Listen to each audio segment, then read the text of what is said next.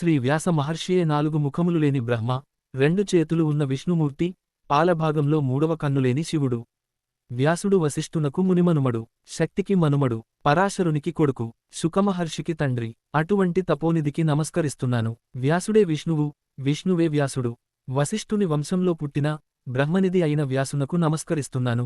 వ్యాసమహర్షి రచించిన పురాణాల్లో భాగవతం శ్రేష్టమైంది. భాగవత మహిమ స్కాందపురాణం, పద్మపురాణం, కౌశిక సంహిత మొదలైన వాటిలో ఎక్కువగా కీర్తించబడింది.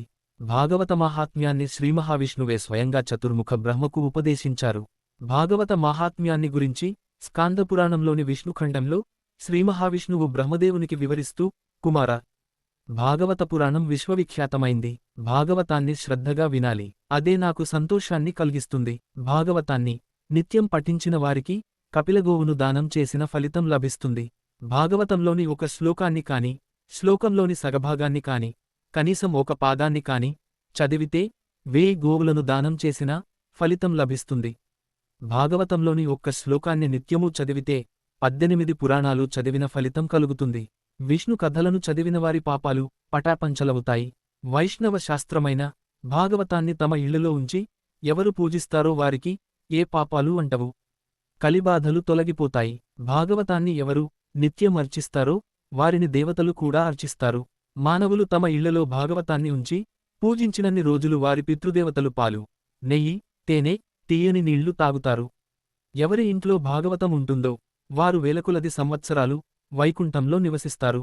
భాగవతాన్ని చదివేవాడు తక్కిన శాస్త్రాలు అధ్యయనం చేయకపోయినా పరవాలేదు. ఎవరి ఇంట భాగవతం ఉండదో వారిని యముడు పాశాలతో పీడిస్తాడు. కుమార, ఎవరు భాగవతాన్ని చదవరో వాడే చండాలుడు. నన్ను సంతృప్తిపరచాలంటే మానవులు తనకున్న ధనాన్ని దానం చేసి నిత్యం భాగవత పారాయణం చేయాలి. కలియుగంలో ఎక్కడెక్కడ భాగవతం ఉంటుందో అక్కడక్కడ నేను దేవతలతో కలిసి నివాసముంటాను. ఎక్కడ భాగవతం ఉంటుందో అక్కడ సర్వతీర్థాలు, సకల పుణ్యక్షేత్రాలు, నదులు, సరస్సులు, యజ్ఞాలు, సప్తనగరాలు అంటే అయోధ్య, మధుర, మాయ, కాశీ, కాంచీ, అవంతిక, ద్వారక, పవిత్ర పర్వతాలు ఉంటాయి. కీర్తి, ధర్మం, జయం, మోక్షం కోరుకునేవారు పాపాలను నశింపచేసుకునేందుకు ధర్మబుద్ధితో భాగవత పురాణాన్ని వినాలి. భాగవతాన్ని చదివినా, విన్నా పుణ్యం, ఆయుష్షు, ఆరోగ్యం లభిస్తాయి. ఎవరు భాగవతాన్ని వినరో, విని సంతోషించరో వారు యమధర్మరాజు అధీనంలో ఉంటారు. ఇది సత్యం. ఇదే సత్యం. ఏకాదశినాడు ఎవడు భాగవతాన్ని వినడో వాడు మహాపాపి. ఎవరింట్లో భాగవతం రాయబడుతుందో అక్కడ నేనుంటాను. సకల పుణ్యనదుల్లో స్నానం చేయడం వల్ల ఎటువంటి ఫలం కలుగుతుందో, 4 ఆశ్రమ ధర్మాలందున్న సాధువులను సేవించడం వల్ల ఎటువంటి ఫలం కలుగుతుందో అటువంటి ఫలం భాగవత పారాయణం వల్ల కలుగుతుంది. ఓ చతుర్ముఖ, ఎక్కడ భాగవత కథ వినబడుతుందో అక్కడకు దూడను వెతుకుతూ వెళ్లే ఆవులాగా నేను వెళతాను.